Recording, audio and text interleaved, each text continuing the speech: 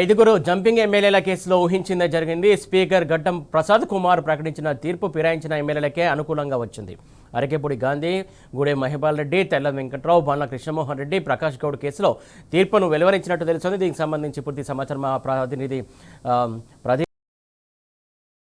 తెలుస్తుంది. డీటెయిల్స్ ఏంటి?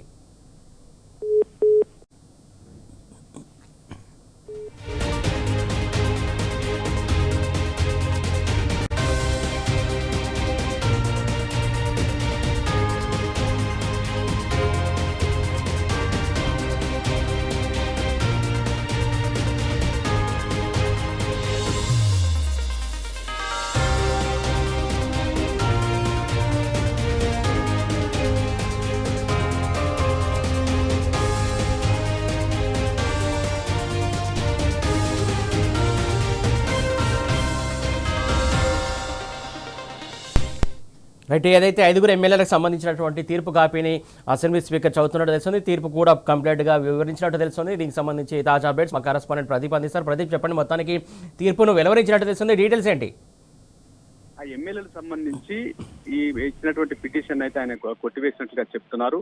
అధికారికంగా అయితే ఇంకా రాలేదు, మరి కాసేపట్లో అధికారికంగా రాబోతా ఉంది. ఇప్పటికే స్పీకర్ కార్యాలయం నుంచి పిటిషనర్ గా ఉన్నటువంటి కేపీ వివేకానంద కుత్బుల్లాపూర్ ఎమ్మెల్యే, అదేవిధంగా పిటిషనర్ తరపు న్యాయవాదులు ఎవరైతే ఉన్నారో వారంతా అక్కడి నుంచి బయటకు వచ్చినటువంటి పరిస్థితి. మరి కాసేపట్లో వివేకానంద మీడియాతో మాట్లాడబోతున్నారు. అయితే ఇంకా ముగ్గురు ఎమ్మెల్యేలకు సంబంధించి కూడా ఈ రకమైనటువంటి తీర్పు వచ్చేటువంటి అవకాశం ఉందని స్పష్టంగా కనిపిస్తా ఉంది. ఎందుకంటే కాంగ్రెస్ లో చేరినటువంటి అనేక ఆధారాలు, మీడియాలో వచ్చినటువంటి ఆధారాలు కావచ్చు, వాళ్ళు మీడియాలో మాట్లాడినటువంటి సంబంధించినటువంటి అంశాలు కావచ్చు, ఆధారాలు కావచ్చు, రెండోది ఏదైతే పార్టీ కార్యాలయంలో జరిగినటువంటి మీటింగ్ లో ఇతర కార్యక్రమాల్లో పాల్గొన్నటువంటి సమయం అనేక ఎవిడెన్స్ ను అయితే వారు క్లాస్ ఎగ్జామినేషన్ సందర్భంగా చెప్పినటువంటి పరిస్థితి. అయితే మేము పార్టీ మారలేదు, బీఆర్ఎస్ పార్టీలో కొనసాగుతున్నాము, ఏదైతే అభివృద్ధి కోసమే ముఖ్యమంత్రికి మద్దతుగా నిలిచాము, ప్రభుత్వానికి అండగా ఉంటున్నాం తప్ప మేము పార్టీ మారలేదని పదే పదే వాళ్ళు ఏదైతే బుకాయించుకు వచ్చినటువంటి పరిస్థితి. అయితే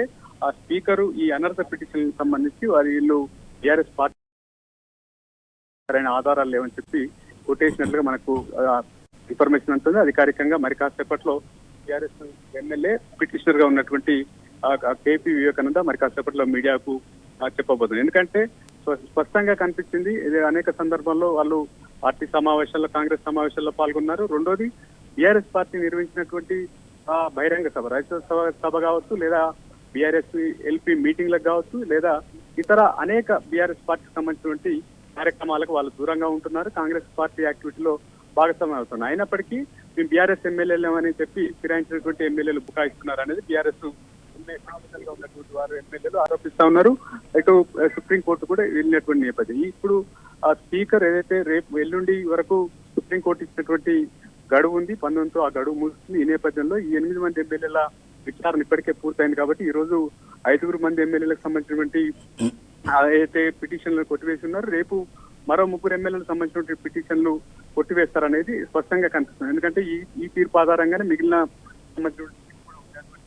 అవకాశం స్పష్టంగా కనిపిస్తుంది. అయితే 2 ఎమ్మెల్యేలకు సంబంధించి ఏం చెప్తారు అనేది ఇప్పటివరకు చూడాల్సిన పరిస్థితి. సుప్రీంకోర్టు జూలై 31న తీర్పు ఇచ్చింది, 3 నెలల గడువు ఇచ్చింది. అక్టోబర్ 31తో ఆ గడువు ముగిసింది. అయినప్పటికీ స్పీకర్ ఇచ్చినటువంటి నోటీసులకు కడియం శ్రీహరి, దానం నాగేందర్ రిప్లై ఇవ్వలేదు. అయితే ఈ 8 మంది ఎమ్మెల్యేలకు సంబంధించి 4 విచారణ 3 నెలల కాలంలో జరిగింది. ఇంకా మరొక 8 వారాల గడువు అడిగారు. స్పీకర్ కార్యాలయం సుప్రీంకోర్టును అడిగింది. ఏదైతే కోర్టు ధిక్కరణ కింద సుప్రీంకోర్టు 3 నెలల గడువు ఇచ్చిన నేపథ్యంలో ఆ గడువు పూర్తయినా నిర్ణయం తీసుకోలేదని బీఆర్ఎస్ వర్కింగ్ ప్రెసిడెంట్ సుప్రీంకోర్టుకు వెళ్లారు. కోర్టు ధిక్కరణకు సంబంధించి సుప్రీంకోర్టు కూడా స్పీకర్ తీవ్రస్థాయిలో మందలించినటువంటి పరిస్థితి. ఇంకా నెల రోజుల గడువు ఇచ్చింది. ఆ నెల రోజుల గడువు 19తో ముగుస్తుంది. ఈ నేపథ్యంలో 5 ఎమ్మెల్యేల పిటిషన్లు అయితే కొట్టివేశారు. రెండోది 3 ఎమ్మెల్యేలకు సంబంధించిన పిటిషన్లు కూడా కొట్టివేయనున్నారు అనేది స్పష్టంగా కనిపిస్తా ఉంది. 2 ఎమ్మెల్యేలకు సంబంధించి ఇప్పటి వరకు 2 సార్లు నోటీస్ ఇస్తే వాళ్ళు రిప్లై ఇవ్వలేదు.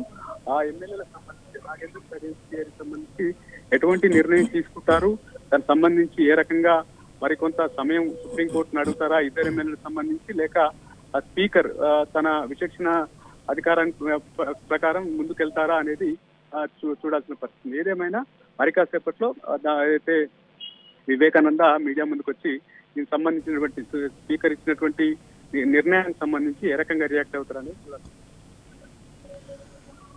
ప్రదీప్, ప్రధానంగా ఏ ఏ కారణాలు చూపుతూ పిటిషన్ కొట్టేసినట్టు తెలుస్తుంది? దానికి సంబంధించి ఏమైనా డీటెయిల్స్ ఉన్నాయా?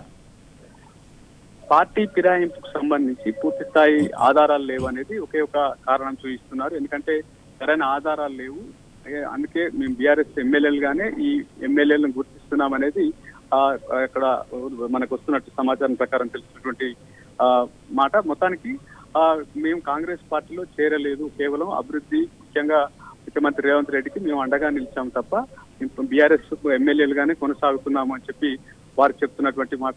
ఈ మేరకు పిటిషనర్లు ఎవరైతే ఉన్నారో ఆ పార్టీ ఏదైతే బీఆర్ఎస్ నేను వీడి కాంగ్రెస్ లో చేరిన నాటి నుంచి ముఖ్యమంత్రి సమక్షంలో పార్టీలో చేరిన సందర్భం లేదా ఇతర కాంగ్రెస్ అగ్రనేతల సమక్షంలో పార్టీలో చేరిన సందర్భాలకు సంబంధించినటువంటి ఎవిడెన్స్, ఆడియోలు, వీడియోలు, అదేవిధంగా ఫోటోగ్రాఫ్స్, మీడియాలో వచ్చినటువంటి వార్తా కథనాలకు సంబంధించినటువంటి ఎవిడెన్సెస్ కానీ, రెండోది బీఆర్ఎస్ పార్టీకి సంబంధించినటువంటి యాక్టివిటీలో ఈ ఎమ్మెల్యేలు 10 మంది ఎమ్మెల్యేలు పార్టిసిపేట్ కాని సందర్భంలో ఎవరైతే క్రాస్ ఎగ్జామినేషన్ విచారణ సందర్భంలో వారిని ఎంక్వైరీ చేసిన సందర్భాలు ఇవన్నీ ఉన్నాయి. అయితే మీరు ఇచ్చినటువంటి పిటిషనర్ ఇచ్చినటువంటి ఆధారాలు సరిపోవడం కారణంగానే వారిని బీఆర్ఎస్ ఎమ్మెల్యేలుగానే కొనసాగిస్తున్నామని చెప్పి ఈ పిటిషన్ ను కొట్టివేసినట్లుగా సమాచారం ఉంటుంది. దీనికి సంబంధించినటువంటి అఫీషియల్ స్టేట్మెంట్ అయితే రావాల్సింది.